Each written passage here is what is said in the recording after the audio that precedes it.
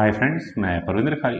Friends, आज की हमारी गेम है नॉर्वे चेस टूर्नामेंट की एक बेहतरीन game Hikaru Nakamura versus Aryan Tari. Friends, Aryan टारी को हराने के बाद हिकारू नाकामुरा वर्ल्ड नंबर 2 की पोजीशन पर आ चुके हैं। तो मैं शुरू करता हूँ डायरेक्टली इस गेम को। इस टूर्नामेंट में उनका सफर काफी अच्छा रहा है। E4 के साथ यहाँ नाकामुरा ने शुरू किया। आर्यन टारी ने यहाँ E5 खेला, bishop C4, bishop opening, knight F6, D3, bishop C5, knight C3, C6, then bishop आया B3 स्क्वायर पर, D6, H3, game is transpose to Vienna game, then castle by black, knight F3, A5 और अब यहाँ Hikaru Nakamura ने castle किया। Position बिल्कुल equivalent, development ठीक है। Knight B goes to D7, then A3, B5, bishop आया A2 स्क्वायर पर पहले ही, क्योंकि ब्लैक अपने पॉन को एक कदम आगे पुश करेगा ही करेगा, वही हुआ भी। A4, नाइट H4 और यहाँ से नाइट जा रहा है बिल्कुल सही स्क्वायर पर। लेकिन क्या यहाँ किसी तरह का नाइट सेक्रीफाइस आ सकता है, क्योंकि व्हाइट ने अपने नाइट को अनडिफेंडेड छोड़ा है। नाइट टेक C4 का मतलब सीधा सा ये है कि ब्लैक के लिए यहाँ प्रॉब्लम्स होंगी। नाइट टेक C4 किया ही जाएगा, देन क्वीन टेक्स H4 अगर यहाँ ब्लैक ने कर लिया, देन बिशप G5 और ब्लैक अपनी क्वीन को फंसवा चुका होगा। तो यहाँ पर ब्लैक ने अपने बिशप को लिया A7 स्क्वायर पर, क्वीन गई F3 स्क्वायर पर, देन हुआ नाइट C5, ताकि नाइट अगर यहाँ इस F5 स्क्वायर पर आए तो बिशप से एलिमिनेट किया जा सके। Knight F5, bishop takes F5, queen takes F5, then rook E8 square पर, bishop D2, then night E6 square पर।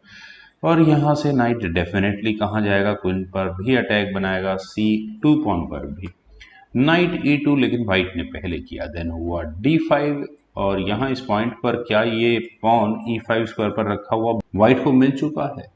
क्वीन टेक C5 का मतलब ये है नाइट D4 और यहाँ अब व्हाइट के सामने धर्म संकट होगा कि वो अपने नाइट को बचाए या फिर क्वीन को। तो E5 पॉन फॉर ब्लैक बिल्कुल सेफ है। E टेक्स D5 यहाँ नाकामुरा ने किया, नाइट टेक्स D5 और E5 स्क्वायर पर रखे हुए पॉन के साथ अभी तक भी कोई इश्यूज नहीं है। Rook at A goes to E1, then queen गई D6 स्क्वायर पर। फ्रेंड्स, वैसे तो नाकामुरा ने यहाँ पर अपनी क्वीन को मूव किया था G4 स्क्वायर पर, लेकिन एक काफ़ी इंटरेस्टिंग ऑप्शन है, थोड़ी कॉम्प्लिकेटेड भी है, कि अगर व्हाइट यहाँ नाइट G3 के लिए जाता है तो ये गेम किस तरह से आगे बढ़ेगी। यहाँ से अगर ये गेम आगे बढ़ती है तो जैसा कि ब्लैक की प्लान्स दिख रहे हैं अपने नाइट को D4 स्क्वायर पर ले जाने के, उसी तरह से अगर ये गेम आगे बढ़ती है walking C2 pawn and queen, तो क्वीन यहाँ से जाएगी G4 स्क्वायर पर। और अगले मूव में क्या तैयारियां हो सकती हैं और वो किस तरह से इम्प्लीमेंट की जाएंगी, इतना आसान होगा नहीं।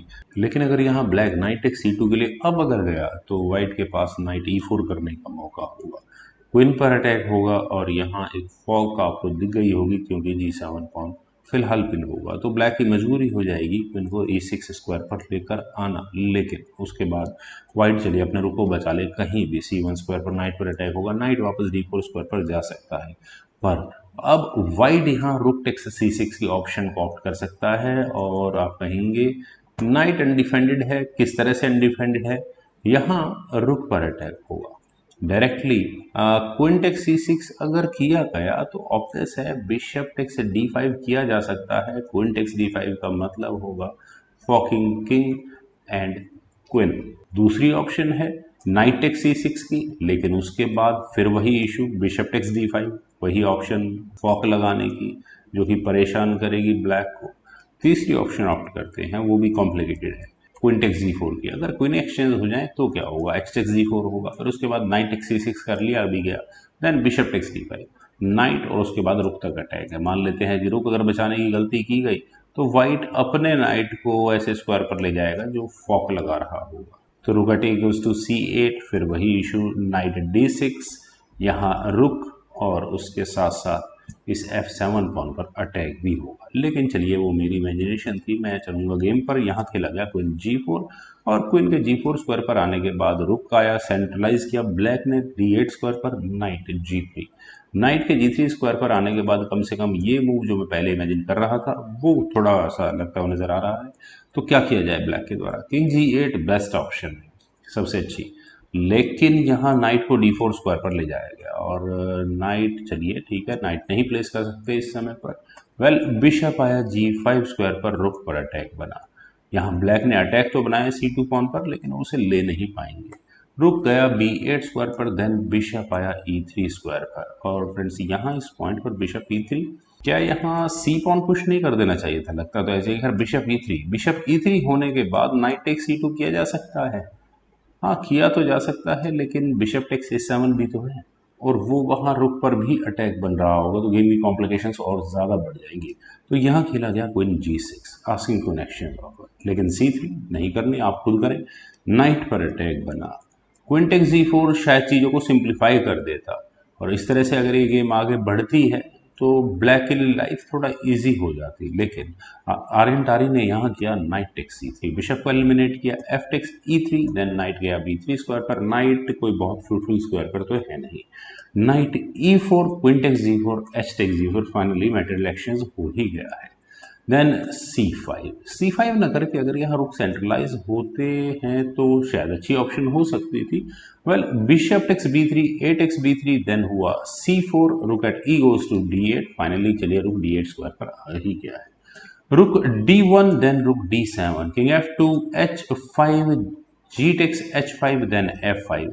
फ्रेंड्स यहाँ इस पॉइंट पर ब्लैक ने बड़े ही स्मार्टली इस एच पॉन को डिफ्लेक्ट करवाया है और नाइट पर अटैक बनाया है। नाइट अनोइंग तो हो चुका है मेरे ख्याल से आर्यन टारी के लिए। नाइट यहाँ से गया C3 स्क्वायर पर, पॉन को लेने की तैयारी है, तो B4 पॉन ही आगे पुश कर दिया है। लेकिन इस नाइट को जाना, मेरे ख्याल से नाइट को जाना चाहिए था D5 स्क्वायर पर, लेकिन यहाँ नाकामुरा ने अपने नाइट को रखा B5 स्क्वायर पर। बिशप को लेने की कोशिश भी हो सकती है। B टेक्स E3, अगर A3 किया जाएगा तो नाइट टेक्स A3 हो जाएगा। आई डोंट थिंक यहाँ B टेक्स A3 के ऑप्शन को वाइट ऑप्ट करेगा, तो ठीक है F4। और फ्रेंड्स F4 की ऑप्शन थोड़ी मुझे बेटर लग रही है। क्या हो सकता है ये भी नज़र आ रहा है, लेकिन अभी आप कहेंगे कि C5 स्क्वायर पर रखा हुआ पॉन है बीच में। Well, A takes B4, bishop B6, E takes F4, then C takes B4 with a check, और इस तरह से पॉन यहाँ आर्यन टारी को हटाने का मौका मिला। किंग गया F3 स्क्वायर पर, E टेक्स F4। फ्रेंड्स यहाँ इस पॉइंट पर E टेक्स F4 ना करके रुक at B goes to D8 की ऑप्शन शायद ज़्यादा बेटर रहती। यहाँ से क्या क्या हो सकता था, लेकिन E टेक्स F4, और यहाँ ये एक्सपेक्ट किया जाए कि नाकामुरा इस F पॉन को लेंगे, बिल्कुल भी नहीं, अपने डिफेंडर को क्यों हटाने लगे। किंग टेक्स F4 का सीधा सा मतलब है पूरी तरह से किंग एक्सपोज्ड हो चुका होगा, वाइट का कुछ चेक्स आती रहेंगी। Rook takes F1, rook takes F1, rook takes D3, और बहुत एग्रेसिव गेम प्ले के साथ यहाँ ब्लैक इस गेम को फाइनली डोमिनेट करने लग जाएगा। लेकिन चलते हैं एक्चुअल गेम पर। इस पॉइंट पर यहाँ खेला गया था D4, चलिए पौन एक कदम आगे पुश किया गया है, that's better. Then rook at B goes to D8, rook की बैटरी तैयार की, फिर दोबारा यहाँ इस D4 पॉन पर प्रेशर है। अभी भी किंग टेक्स F4 नहीं किया जा सकता, बिशप टेक्स D4 होगा, नाइट टेक्स D4 होने के बाद रुक की एंट्री हो जाएगी, रुक टेक्स D4 करना ही पड़ेगा। किंग जब F5 या किसी भी स्क्वायर पर जाएगा, देन रुक टेक्स C4, और अगले मूव में फिर वही इश्यूज आएंगे, चाहे तो वाइट अपने रुक को लगा ले। तो यहाँ पर नाकामुरा ने अपने रुक को रखा D3 स्क्वायर पर, अपने रुक्स की भी बैटरी प्रिपेयर करने की कोशिश की, लेकिन रुक C8, और मेरे ख्याल से पॉन ले ही लिया जा सकता। रुक टेक्स B3 का मतलब होगा rook takes C4, king E4 square पर जाएगा, जहाँ भी जाएगा, देन रुक C2, और पॉन्स पर प्रेशर फिर दोबारा बनना शुरू हो चुका होगा। खैर यहाँ खेला गया रुक C1, और अपने इस C4 पॉन पर डिफेंस किया गया। रुक आया D5 स्क्वायर पर, और अनडिफेंडेड रुक का पूरा फायदा उठाया गया। लेकिन क्या हो अगर नाकामुरा इस रुक सेक्रीफाइस को एक्सेप्ट करे, C टेक्स D5, इसमें भी उन्हें फायदा मिलता है। रुक टेक्स C1, यही क्या कर सकता है ब्लैक ज़्यादा से ज़्यादा, लेकिन रुक टेक्स B3, रुक F1 चेक, वो चेक्स भी आ गई, किंग E4 में, दैट्स इट। आई थिंक इस पॉन को बचाना इम्पॉसिबल होगा, और वाइट के पॉन को रोकना इतना आसान नहीं रहने वाला है। लेकिन फिलहाल यहाँ पर ब्लैक थ्रेट दे रहा है इस नाइट को लेने, तो C5 यहाँ पर नाकामुरा ने किया। बिशप पर अटैक बना, कोई ज़रूरी नहीं है इस बिशप को लिया ही जा सके यहाँ पर है, लेकिन यहाँ पर वाइट का दूसरा रुक भी अनडिफेंडेड है, तो बिशप टेक्स C5 अफोर्ड किया जा सकता है। आई डोंट थिंक पहले यहाँ वाइट अपने किंग को E4 स्क्वायर पर प्लेस करके रुक पर अटैक बनाएगा और फिर बिशप को आराम से ले सकता है, तो वो ठीक नहीं होगा यहाँ आर्यन के लिए। उन्होंने अपने रुक को लिया G4 स्क्वायर पर, बिशप को बचाया नहीं, I don't know why. Rook takes B3 white अभी भी नहीं कर सकता, क्यों? रुक G3 चेक होगा और यहाँ पर ये रुक हैंगिंग मतलब लटक रहा होगा अपनी जगह पर, कोई डिफेंस नहीं होगा उसके ऊपर। नाइट D6 के ऑप्शन को यहाँ पर नाकामुरा ने चुना, उन्होंने यहाँ इस रुक पर अटैक बनाया। रुक कहाँ जाएगा? और वैसे C5 छोड़ने का मतलब होगा बिशप गया यहाँ से, रुक आया C6 स्क्वायर पर, देन हुआ C टेक्स B6। और फ्रेंड्स यहाँ इस मूव के बाद फाइनली आर्यन ने रिजाइन कर दिया। वो चाहे तो इस रुक को ले सकते हैं, लेकिन अगर रुक टेक C1 किया भी गया देन उसके बाद B7 पॉन को रोकना ऑलमोस्ट इम्पॉसिबल होगा। रुक वापस आ नहीं सकता यहाँ इस B5 स्क्वायर पर। दूसरा ऑप्शन देखते हैं, रुक टेक्स D6 का, अगर इस नाइट को एलिमिनेट कर देते हैं तो भी यहाँ B7 होगा। और चाहे तो ब्लैक यहाँ अपने किसी भी रुक को इस पॉन के पर अटैक लगाने के लिए लगा सकता है, लेकिन यहाँ पर वाइट का अगला मूव रुक को C8 स्क्वायर पर ले जाने का ही होगा और एक पॉन कम से कम यहाँ ब्लैक को गंवाना होगा, क्योंकि अगले मूव में एक रुक ब्लैक को यहाँ गंवाना ही होगा, क्योंकि अगले मूव में वाइट अपना पॉन क्वीन प्रमोट कर रहा होगा। एक और ऑप्शन है, तीसरी ऑप्शन को कंसिडर किया जाए, रुक टेक्स B6। लेकिन अगर मान लो पॉन भी एलिमिनेट कर दिया गया देन पहले तो आएगी रुक से चेक, और इस चेक की बदौलत चूंकि नाइट ऐसे स्क्वायर पर रखा है जो परेशान करेगा, उसके बाद किंग H7 स्क्वायर पर ही जाएगा, देन होगा नाइट F7 और अगले मूव में इसे कहेंगे हम checkmating threats. Rook takes H5 black के लिए फोर्स्ड हो जाएगा, लेकिन उसके बावजूद भी यहाँ रुक H8 चेक खेला जा सकता है, किंग G6, रुक takes H5, king takes H5 और उसके बाद क्या कहेंगे। मेरे ख्याल से वाइट के पास पॉन प्रमोशन का इससे अच्छा मौका तो होने नहीं वाला। नाइट बिल्कुल सही स्क्वायर पर रखा है। आई डोंट थिंक यहाँ कभी भी ब्लैक अपने किंग को D5 तक पहुंचा पाएगा। फ्रेंड्स काफ़ी अच्छी गेम थी, मुझे उम्मीद है कि आप सभी लोगों को ये टैक्टिकल गेम जरूर पसंद आई होगी। तो आप लोग इस वीडियो को लाइक करें, शेयर करें और मेरे इस यूट्यूब चैनल चेस गुरु को प्लीज़ सब्सक्राइब जरूर करें। आपके कमेंट्स का मुझे बेहद इंतजार रहेगा। Thank you for watching and bye for now.